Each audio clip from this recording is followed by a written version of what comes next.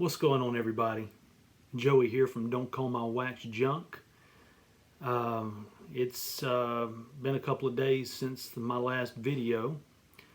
Again, like a lot of y'all, trying to find things to keep my time occupied, and got a kindergartner around the house that we're trying to keep engaged in school and school type stuff, and that's a challenge. He's my boy's looking at this as like a big, prolonged spring break, so it's kind of hard to get him focused on reading and writing and arithmetic here at home. But we're doing the best I can. His teachers are doing a great job of keeping the parents in tune with some resources and things like that. So anyway, hope everybody out there is doing well, staying safe, protecting your families, and I got to be honest, I've lost a little bit of weight here in my face. My wife, I'm trying real hard not to come across as not being appreciative of her concern for what's going on out in the world, and her taking care of our family and things like that. I can't leave the house without lathering up with sanitizer when I get home. She had me trim and cut down my beard because she said all the bacteria and stuff from the air can get lodged in my beard, so I trimmed that down. I'm trying to do my part at home. Number one, to keep the peace, and number two, to show her that I'm engaged with her concerns and taking care of things that she feels is important. And I'm trying hard not to, what's the word I'm looking for, do it with a half heart. I know that there's real problems out there with this virus, and it's causing real issues for real people. But sometimes it's hard, guys. The longer this goes, and I'm sure a lot of you are kind of with me, the longer this goes, the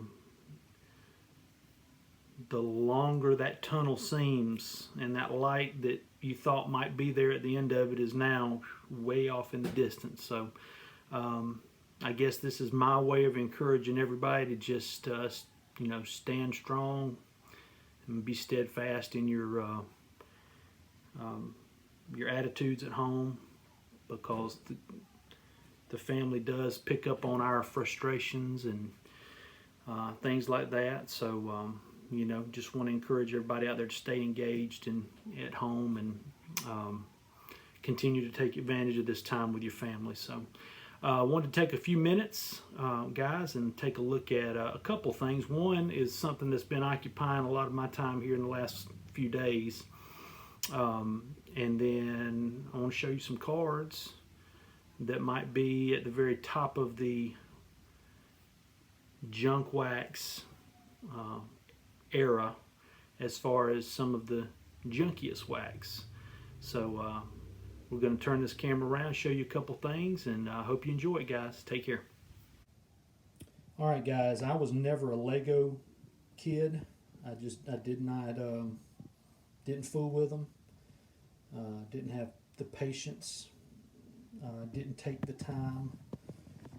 So I never got into it. But my son, my 6-year-old, actually got this as a Christmas gift. I'm not sure what whoever was thinking to get a 6-year-old Lego set of 35, almost 4,000 pieces.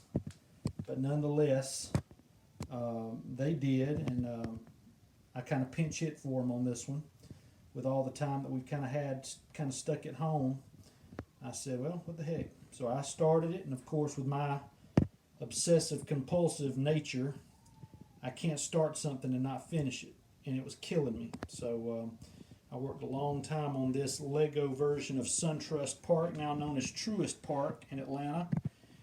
And wow, talk about detail, guys. This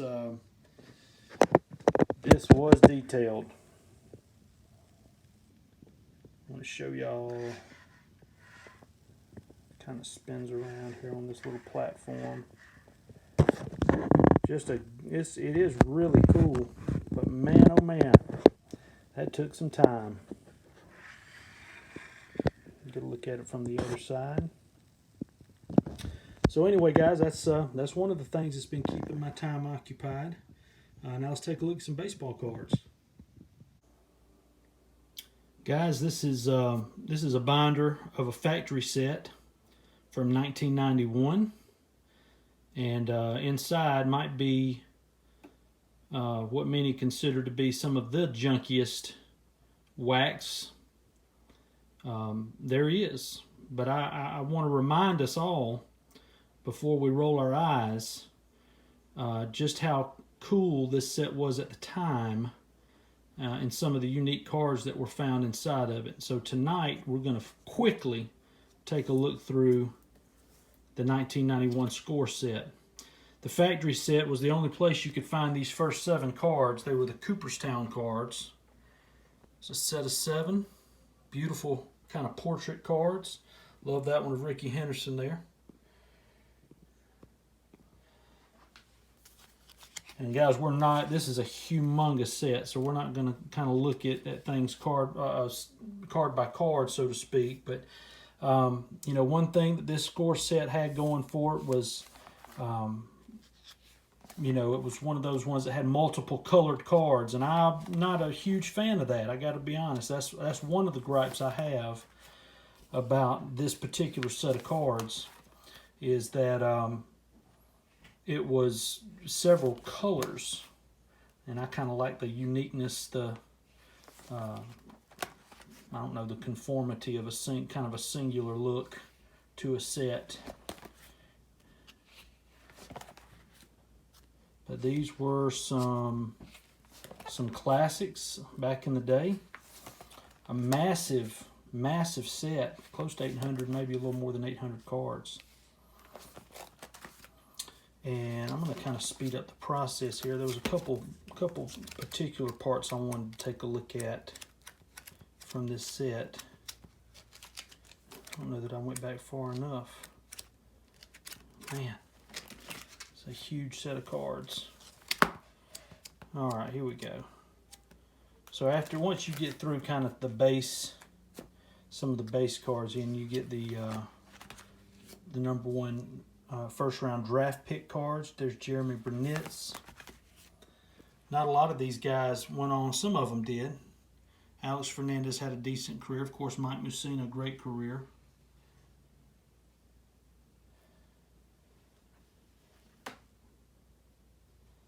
I got $10 to the person who can correctly pronounce that guy's last name. Todd Van Poppel. Braves were looking at him with their first pick, and then something, it could have been his attitude about going to Atlanta that opened the door for them to use that draft pick on Chipper Jones. Rondell White, another one that had a decent career. Then, guys, you had the caricature all-star cards that we all remember. Then you had some of these other kind of special cards. Master Blasters were offensive players. Then you had these K-Man cards, some of the top pitchers of the year. Then they did the Rifleman series with the strong outfield arms, and I guess infield arms as well. We had some special achievement 1990 highlight cards. Nolan Ryan getting his 300th career victory.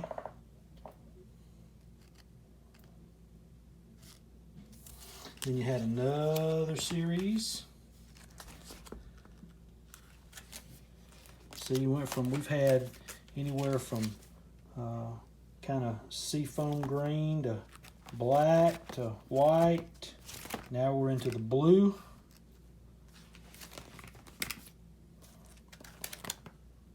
Then we go back to kind of the seafoam green again.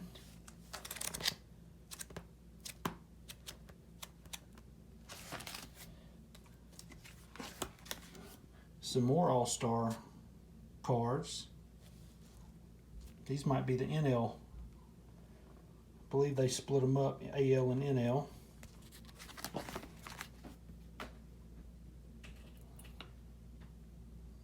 Then these first round draft, there's the Chipper Jones. Again, not a lot of these guys recognizable. Steve Carsey had a decent career. Donovan Osborne.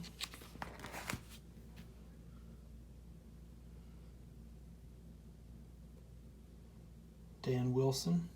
There's Mike Lieberthal, had a decent career with the Phillies. And some more of the K-Man cards.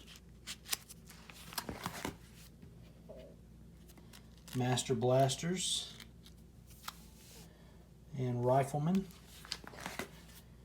And you have some no-hit club. These were people that had no-hitters, I believe, the previous year. A lot of no-hitters. A lot of them I had forgotten about.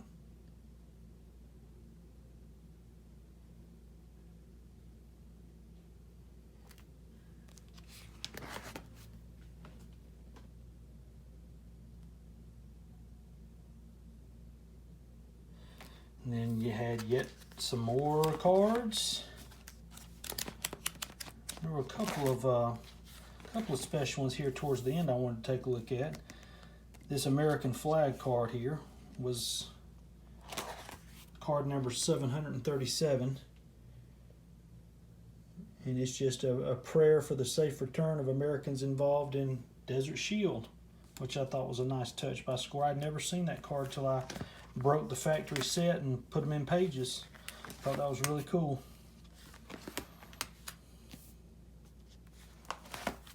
Some more cards. Here's one of these classic ones, Bo Breaker, where he's snapping the bat across his massive quads. As we continue turning, shout out to my boy Sean. There's the Man of the Year, stealing second. That's Sean's favorite player. And then as we get near the end, there's another famous card right next to the Frank Thomas, who's towards the end of this set. We get into the franchise cards.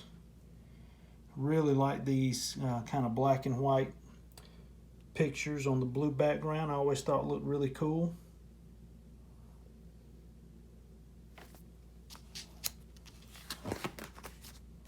There's Ken Griffey Jr. I believe each team had a player representing them in this set.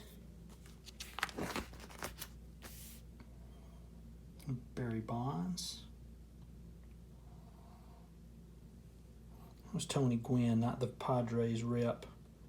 Benito Santiago. Come on. Where's Mr. Padre? There's a young Frank Thomas. There's MVP card from the American League, Ricky Henderson from 90. And Barry Bonds, one of his, I believe, 5 MVPs total. Cy Young Award, Bob Welch, Doug Drabeck. There's our 2 Rookie of the Years, Sandy Alomar, Dave Justice. And then you had the Dream Team cards. These were super popular. Frank Viola with an apple. I always liked that one of Doug Jones, the ball on fire. Classic poses on some of these.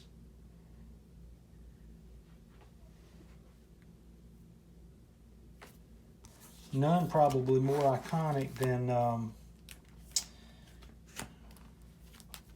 think we might have. Oh my goodness, did we skip some? Yeah, we'll have to go back and look. There might have been some Dream Team cards that we skipped over earlier in the series because I didn't see the Jose Canseco. Let's flip through here and see.